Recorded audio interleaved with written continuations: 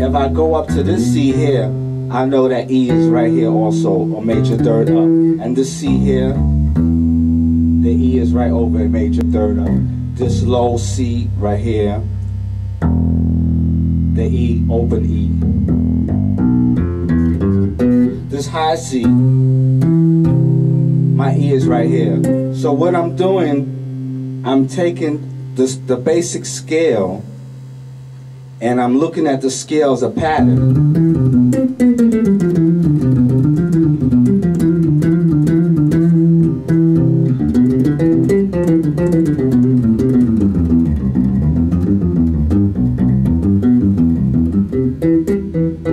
And I link it together to help me understand the scale degrees inside the neck and on the neck and inside the scale.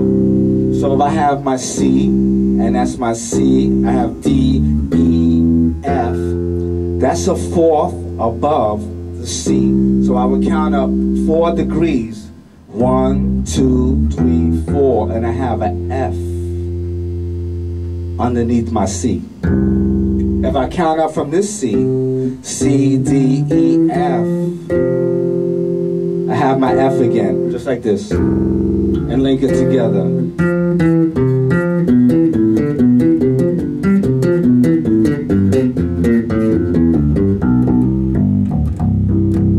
Using it as a pattern.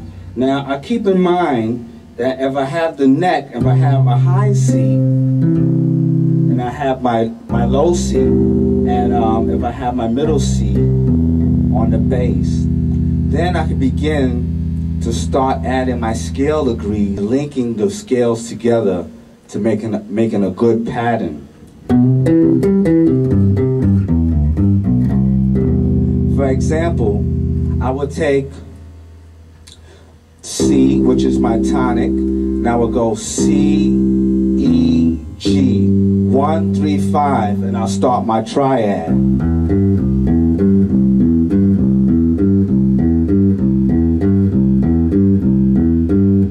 And with that pattern becomes movable, so I can move it across the neck.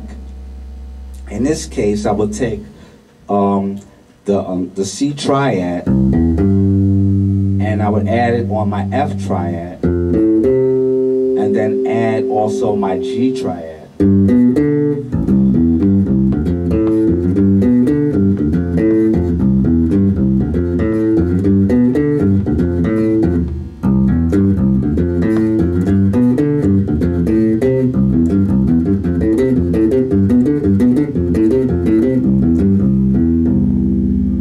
With that in mind, if I keep that pattern in perspective, I have my C major, I have my F major, and I have a G dominant.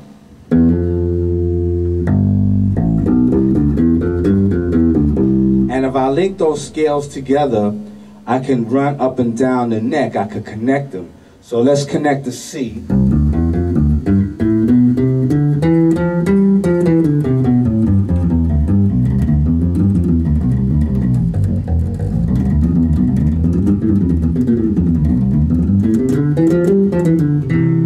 Let's connect the F.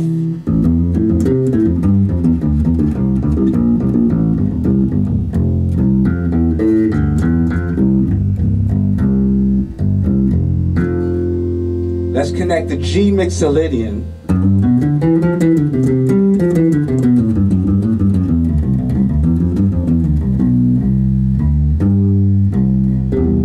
And we fall right back on that C as a landing point. We can keep our eye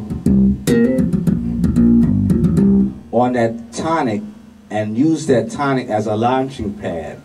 All right, so we have the C major scale, and we examined it, and we found out that inside that scale, if we counted up in scale degrees, we would have C, D, E, F, G, and G is the 5. So if we take a look at the 5,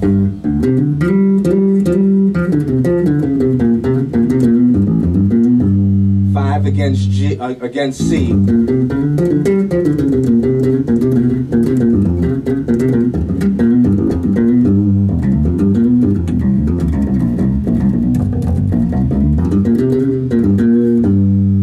Right on the C, right on the G, coming into our C.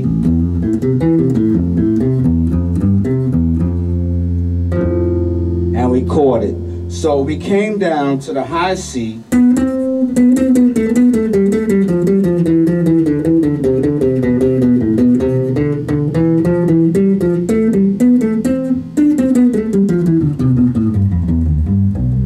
We can link two scales together. If you have a 5-string bass, you would also utilize that 5th string with the C on the B string.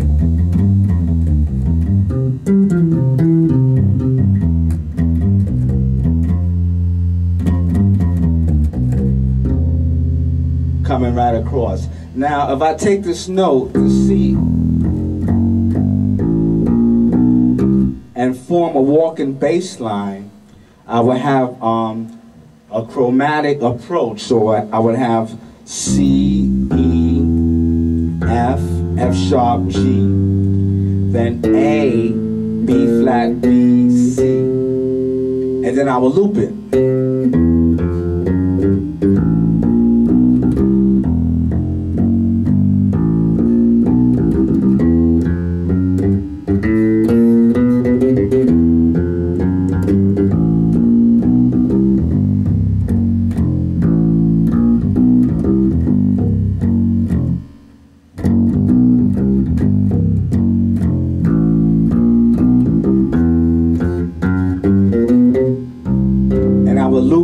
Now keep in mind that as I loop that bass line, right, I can also mirror it and take it into another key.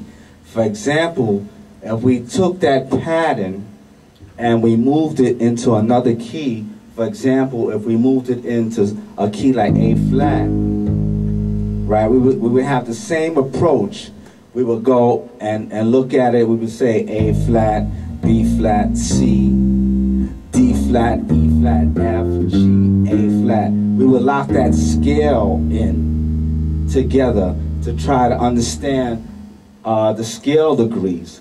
So when you open up a C major scale, it's not only for you just to play everything in C major, but it's supposed to act as a launching pad for you to expound on it and take it into the other 12 keys.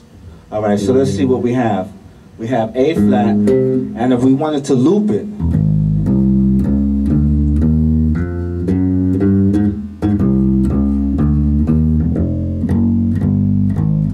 let's call it out. A flat, C, D flat, D natural, E flat, F, F sharp, G, A flat, C, D flat, D, E flat, F, F sharp, G, then A flat.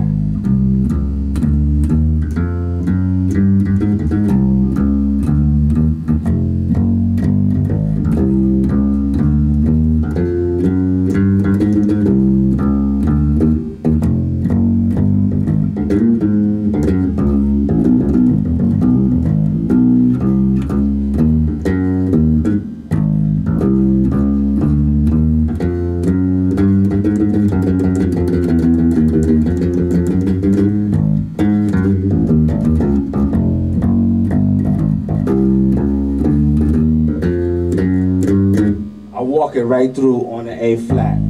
All right, so now if we expand it, going back to C major, if I expand it, I can double it together. So I take my C major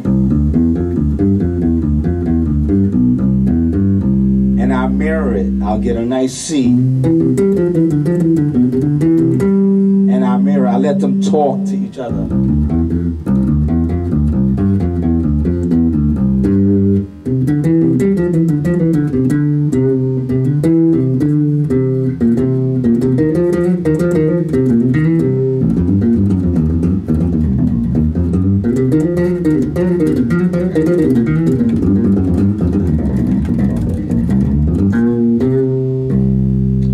talk to each other. So if I take the scales, I like to link them together.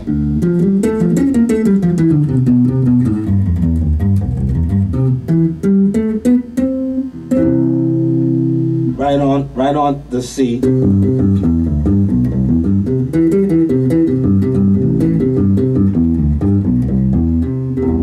I add arpeggio to it.